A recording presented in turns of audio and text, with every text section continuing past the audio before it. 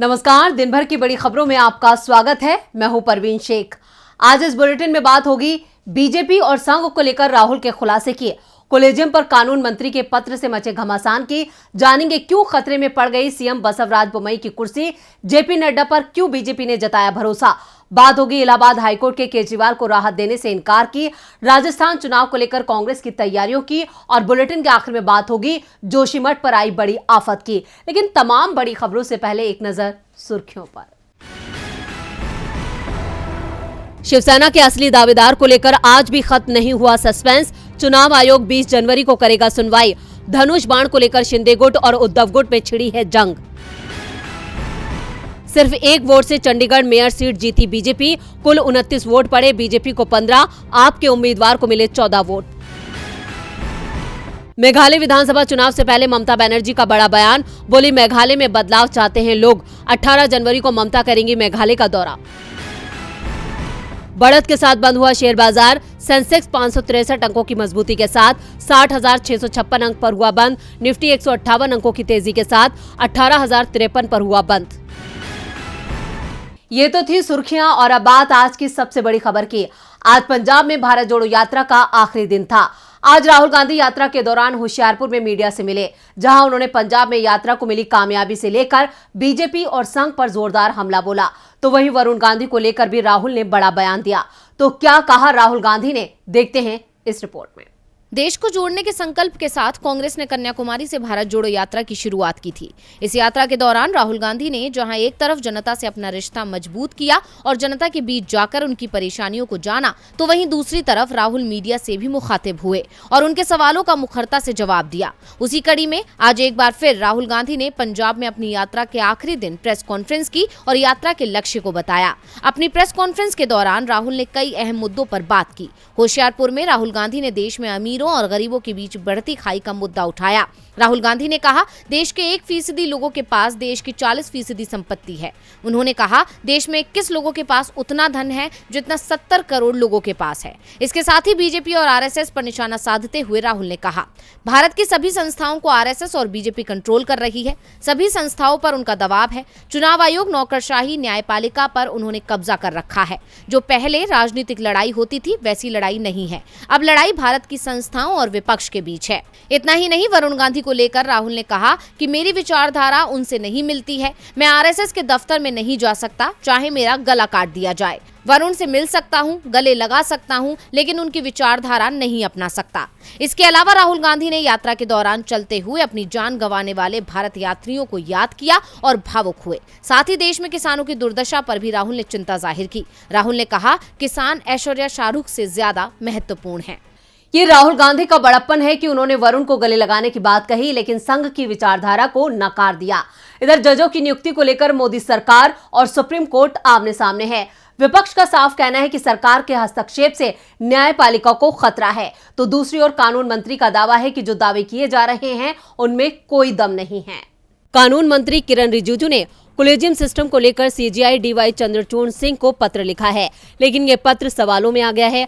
विपक्ष मोदी सरकार को घेरने में जुट गया है, तो कानून मंत्री सफाई दे रहे हैं कि पत्र को गलत तरीके से पेश किया जा रहा है। जो आरोप लग रहे हैं उनमें सच्चाई नहीं है। दरअसल कानून मंत्री के पत्र की खबर जैसे ही सामने आई, कांग्रेस महासचिव जयराम रमेश ने कड़ी प्रतिक्रिया देते हुए कहा कि सरकार न्यायपालिका पर कब्जे की कोशिश के लिए धमकी का सहारा ले रही है। कोलेजियम में सुधार की जरूरत है, लेकिन ये सरकार उसे पूरी तरह से अधीन करना चाहती है। तो पश्चिम बंगाल की सीएम ममता बनर्जी ने कहा कि न्याय व्यवस्था में केंद्र सीधे दखल दे रहा है, हमें ये नहीं चाहिए। न्यायपालिका प्रभावित हुई तो लोकतंत्र ही समाप्त हो जाएगा। हम न्यायपालिका को पूरी तरह से स्वतंत्र चाहते हैं। दिल्ली के सीएम अरविंद केजरीवाल ने कहा कि न्यायिक नियुक्तियों में सरकार का हस्तक्षेप बिल्कुल भी नहीं होना चाहिए। रिजिजू के पत्र को बीजेपी के पूर्व सांसद ने भी गलत बताया। बीजेपी नेता सुब्रमण्यम स्वामी ने ट्वीट किया और लिखा, मैं प्रधानमंत्री मोदी से ये सिफारिश करता हूं कि प्रधानमंत्री संविधान के अनुच्छेद 217 को पढ़ें, क्योंकि यह स्पष्ट करता है कि राष्ट्रपति के माध्यम से केंद्र सरकार केवल उच्च न्यायालय के न्यायाधीशों पर निर्णय ले सकती है। सुप्रीम कोर्ट के न्यायाधीशों के लिए ये सीजेआई और उनकी गठित समिति का विशेष अधिकार है। कानून मंत्री के पत्र को लेकर विपक्ष ने मोदी सरकार को ही घेर लिया तो कानून मंत्री किरण रिजिजू ने खुद पूरे मामले में सफाई दी। उन्होंने कहा जो आरोप लग रहे हैं वो पूरी तरह से गलत हैं। उन्होंने खुद ही सवाल उठा दिया कि सरकार का नामित व्यक्ति कोलेजियम का हिस्सा कैसे हो सकता है। कुछ लोग तथ्यों को जाने बिना ही आरोप लगा रहे हैं।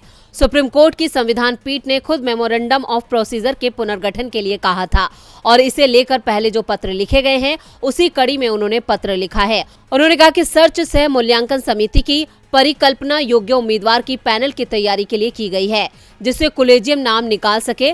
साफ है विपक्ष की घेराबंदी से सरकार मुश्किल में दिख रही है।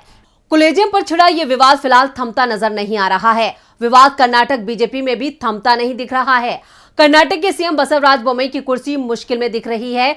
पीएम मोदी के साथ पूर्व सीएम बीएस येदियुरप्पा की मुलाकात ने उन कयासों को बल दे दिया है कि कर्नाटक में आने वाले चुनाव बसवराज बोम्मई के नाम पर नहीं लड़ा जाएगा। अगले कुछ महीनों में कर्नाटक विधानसभा चुनाव की तारीख का ऐलान हो जाएगा जिसने राज्य की सत्ताधारी बीजेपी की टेंशन बढ़ा दी है और अब बीजेपी के अंदर उथल पुथल मच गई है क्योंकि एंटी इनकम्बेंसी के चलते राज्य में बीजेपी की हालत कमजोर है। ऐसे में पार्टी जनता को लुभाने के लिए बड़े बदलाव कर सकती है। दावा तो यहाँ तक किया जा रहा है कि बीजेपी कर्नाटक में भी गुजरात मॉडल लागू कर सकती है और जैसे गुजरात में चुनाव से पहले सीएम बदला गया था ऐसे ही कर्नाटक में भी सीएम बदला जा सकता है और सीएम बसवराज बोम्मई की कुर्सी जा सकती है। ऐसा इसलिए क्योंकि सीएम बोम्मई के खिलाफ राज्य की मुख्य विपक्षी पार्टी कांग्रेस ने मोर्चा खोला हुआ है। इतना ही नहीं, पिछले दिनों कांग्रेस ने पे सीएम के पोस्टर भी निकाले थे। इसके साथ ही हिजाब विवाद के चलते भी राज्य की बोम्मई सरकार घिरी हुई है। ऐसे तमाम मुद्दों ने सीएम बोम्मई की मुश्किल बढ़ा दी है जिससे बीजेपी आलाकमान उनके चेहरे पर चुनाव लड़ने के मूड में नजर नहीं आ रहा है। ऐसे में दावा किया जा रहा है कि दिल्ली हुई बीजेपी की कार्यकारिणी बैठक में कर्नाटक में गुजरात मॉडल लागू करने का विचार हो रहा है। इसके साथ ही जानकारों का कहना है कि जैसे जैसे चुनाव करीब आ रहे हैं पार्टी में येदियुरप्पा की अहमियत बढ़ रही है। वो पार्टी के संसदीय बोर्ड में भी हैं। लिंगायत समुदाय का सपोर्ट उनके साथ है। ऐसे में अब चुनाव नजदीक आते आते बोम्मई की टेंशन बढ़ गई है। देखना होगा कि बोम्मई को लेकर आलाकमान क्या फैसला लेता है। कर्नाटक में बीजेपी पहले ही बैकफुट पर है। ऐसे में अब पीएम मोदी दक्षिण के एकमात्र राज्य में अपनी सत्ता बचाने के लिए मैदान में उतर चुके हैं। अब देखना होगा पीएम मोदी की रणनीति क्या कमाल करती है। कमाल तो जेपी नड्डा के साथ हो गया है। हिमाचल प्रदेश और दिल्ली में एमसीडी में बीजेपी की हार के बाद ये कयास लग रहे थे कि नड्डा की कुर्सी जा सकती है, लेकिन बीजेपी नेतृत्व ने एक बार फिर नड्डा पर भरोसा जताया है। क्या है पूरी खबर, देखते हैं ये रिपोर्ट। बीजेपी के राष्ट्रीय अध्यक्ष जेपी नड्डा का कार्यकाल बढ़ा दिया गया है। गृह मंत्री अमित शाह ने बताया कि जेपी नड्डा के लिए राष्ट्रीय कार्यकारिणी की बैठक में आज प्रस्ताव दिया। राजनाथ सिंह ने इस प्रस्ताव को रखा था। सभी बीजेपी सदस्यों ने इसे मंजूर कर लिया है। जेपी नड्डा जून 2024 तक के लिए बीजेपी अध्यक्ष रहेंगे, यानी लोकसभा चुनाव बीजेपी नड्डा की अध्यक्षता में ही लड़ेगी। जबकि कुछ दिनों से नड्डा को हटाए जाने की अटकलें लगाई जा रही थी। खासतौर पर हिमाचल प्रदेश विधानसभा चुनाव में पार्टी को मिली हार ने नड्डा की रणनीति पर सवाल खड़े कर दिए थे। हिमाचल प्रदेश जेपी नड्डा का गृह राज्य है। यहाँ बीजेपी की हार के बाद माना जा रहा था कि जेपी नड्डा की कुर्सी जा सकती है, लेकिन बीजेपी नेतृत्व ने एक बार फिर नड्डा पर भरोसा जताया है। मोदी सरकार में स्वास्थ्य मंत्री रह चुके जेपी नड्डा को संगठन का भी तजुर्बा है। अध्यक्ष बनने से पहले नड्डा जम्मू कश्मीर और यूपी के प्रभारी महासचिव रह चुके हैं। 2010 में नड्डा राष्ट्रीय राजनीति में आए थे। उस वक्त नितिन गडकरी ने उन्हें पार्टी का सचिव नियुक्त किया था। अब नड्डा का जून 2024 तक के लिए अध्यक्षीय कार्यकाल बढ़ा दिया गया है। जेपी नड्डा 2020 में बीजेपी के राष्ट्रीय अध्यक्ष बनाए गए थे। इसके बाद करीब 14 राज्यों में विधानसभा के चुनाव हुए। इनमें से 5 राज्यों में बीजेपी ने अकेले दम पर सरकार बनाई, जबकि 2 राज्यों में गठबंधन के साथ सरकार बनाने में सफल रही। जेपी नड्डा की कुर्सी बच गई है, लेकिन इसके साथ ही नड्डा पर पहले से ज्यादा दबाव है। दबाव में तो दिल्ली के सीएम अरविंद केजरीवाल भी हैं। 2014 के एक मामले में इलाहाबाद हाईकोर्ट ने उन्हें राहत देने से इनकार कर दिया है। क्या है पूरी खबर, देखते हैं इस रिपोर्ट में। अपने बयानों को लेकर अक्सर बीजेपी के निशाने पर रहने वाले दिल्ली के सीएम अरविंद केजरीवाल अब बुरे फंस चुके हैं। आज 2014 में दिए गए उनके एक बयान पर इलाहाबाद हाईकोर्ट में सुनवाई हुई। हाईकोर्ट के जस्टिस राजेश सिंह चौहान की बेंच ने अपने आदेश में कहा कि अरविंद केजरीवाल ने कहा था कि जो कोई बीजेपी को वोट देगा उन्हें खुदा भी माफ नहीं करेगा। इसके साथ ही केजरीवाल ने कांग्रेस को लेकर कहा था कि जो लोग कांग्रेस को वोट देंगे वो देश के साथ गद्दारी करेंगे। बेंच का कहना था कि ऐसा करके केजरीवाल वोटर्स के मन में डर पैदा कर रहे थे। उन जैसी शख्सियत को ऐसा करना शोभा नहीं देता। लिहाजा उन्हें इस मामले में कोई राहत नहीं दी जा सकती। अदालत का कहना है कि केजरीवाल को पता था कि खुदा का नाम लेने से एक खास समुदाय के वोटर्स डाइवर्ट करने की कोशिश की गई है। बेंच ने यह भी कहा कि केजरीवाल ने जो कुछ कहा उसके पीछे एक रणनीति थी। इस मामले में ट्रायल कोर्ट ने 6 सितंबर 2014 को मामले का संज्ञान लेकर केजरीवाल को समन जारी किया था। दिल्ली के सीएम ने इसके बाद इलाहाबाद हाई कोर्ट और फिर सुप्रीम कोर्ट का रुख भी किया था। सर्वोच्च अदालत ने तब कहा था कि उन्हें ट्रायल कोर्ट के सामने पेश होकर राहत की गुहार लगानी होगी। उसके बाद केजरीवाल ने अगस्त 2022 में ACJM की कोर्ट में डिस्चार्ज के लिए याचिका दायर की थी। याचिका खारिज होने पर रिवीजन पिटीशन भी दाखिल की गई। राहत नहीं मिली तो दिल्ली के सीएम ने इलाहाबाद हाई कोर्ट का रुख किया। अदालत में केजरीवाल ने दलील दी कि उन्होंने धर्म या किसी और आधार पर वोटर्स को प्रभावित करने की कोशिश नहीं की, लेकिन केजरीवाल की ये दलील भी काम नहीं आई। फिलहाल दिल्ली के सीएम को इस मामले में कोई राहत मिलती नहीं दिख रही है। केजरीवाल ये कह चुके हैं कि उनका बयान किसी खास धर्म के मतदाताओं को लेकर नहीं था, लेकिन अदालत ये मानने को तैयार नहीं है। इधर राजस्थान में कांग्रेस एक बार फिर सत्ता में वापसी के लिए तैयार है। राजस्थान में इस साल के आखिर में विधानसभा के चुनाव हैं, जिसके लिए राजनीतिक दलों ने अपनी कमर कस ली है।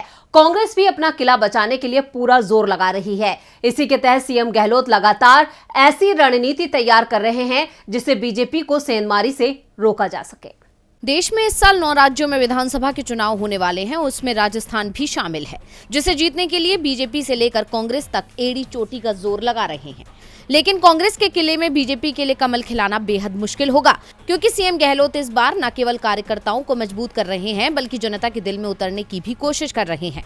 चुनाव को देखते हुए गहलोत सरकार अपने ही कामकाज का फीडबैक लेने में जुटी है। ऐसे में सरकार ने 2 दिवसीय चिंतन शिविर का आयोजन किया। मुख्यमंत्री अशोक गहलोत की अध्यक्षता में अलग अलग सत्रों में मंत्रियों ने अपने अपने विभागों के कामकाज का प्रेजेंटेशन मुख्यमंत्री के सामने दिया। इसके बाद सीएम गहलोत ने खुद मीडिया को बताया कि राज्य सरकार ने जनसेवा ही कर्म, जनसेवा ही धर्म के सूत्र के साथ संवेदनशील, पारदर्शी और जवाबदेह सुशासन को धरातल पर साकार किया है। सीएम ने कहा कि पिछली बार भी हमारी सरकार ने चिंतन शिविर का आयोजन किया था। 4 सालों में अलग अलग विभागों ने पूरी ईमानदारी से बेहतर काम किया है। पेपर लीक मामले पर भी सफाई दी। सीएम गहलोत ने कहा कि पेपर लीक कई राज्यों में हुआ है, लेकिन कहीं भी इतने कड़े कदम नहीं उठाए गए हैं। राजस्थान में पेपर लीक होने के तुरंत बाद आरोपियों के खिलाफ कड़ी कार्रवाई की गई है। अब सीएम गहलोत तो जनता को लुभाने की पूरी कोशिश कर रहे हैं, लेकिन देखना होगा कि चुनाव में ऊंट किस करवट बैठता है। और बुलेटिन के आखिर में बात जोशीमठ पर टूटी बड़ी आफत की। जोशीमठ का संकट और बड़ा हो गया है। घरों और 2 होटलों के बाद अब एक पूरी कॉलोनी इसकी चपेट में आ गई है, जिसके बाद इसे ध्वस्त किए जाने का फैसला किया गया है। जोशीमठ की जेपी कॉलोनी के निरीक्षण के बाद इसे भी गिराने की तैयारी की जा रही है। एक्सपर्ट्स की माने तो जोशीमठ पर आई आफत आने वाले वक्त में और विकराल होने वाली है। देखते हैं ये रिपोर्ट। जोशीमठ की जेपी कॉलोनी को लेकर चमोली के डीएम हिमांशु खुराना को आदेश दिया गया है कि वो इससे जुड़े सभी लोगों को सूचित कर दें कि गंभीर हालात में पहुंचे निर्माण को जल्द हटाया जाएगा। इस कॉलोनी को भी पहले से प्रस्तावित माउंट व्यू और मलारी इन होटल की तरह ही गिराया जाएगा। हाल ही में निरीक्षण के दौरान राज्य की विभिन्न एजेंसियों की टीम ने पाया कि जेपी कॉलोनी का एक सिरा जमीन धंसने के चलते सीधी रेखा में गंभीर क्षतिग्रस्त है। कॉलोनी के नीचे से पानी बह रहा है। कॉलोनी से कितने घरों को हटाया जाना है, इसे डीएम को एक सर्वेक्षण करने और ऐसी संरचनाओं की संख्या बताने का आदेश दिया है जिन्हें हटाया जाना है।